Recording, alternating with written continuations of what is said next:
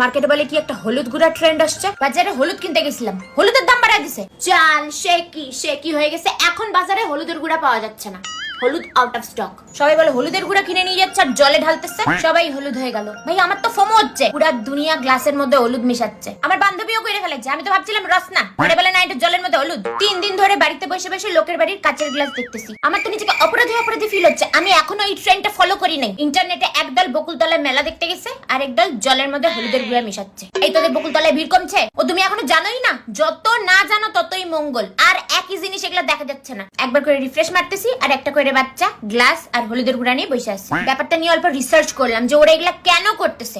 বুঝলাম যে ওদের আর খায় দায় কোনো কাজ নাই, রান্নাঘরে হলুদ নাই, তরকারিতে দেওয়া, দেশ দুনিয়া উথাল পাতাল হয়ে গেল, হেলিকপ্টার প্লেন ক্র্যাশ করে গেল, আর এরা জলের মধ্যে হলুদের গুঁড়া মিশাই যাচ্ছে। কি ধরনের রোগ এটা? এগুলা সারে না। একটা কিছু বেরোইলে ওইটার অন্তিম সংস্কার না করা পর্যন্ত লোকে থামে না। আমি করলে একমাত্র গায়ে হলুদ ট্রেন্ড ফলো করবো, নাইলে করবো না।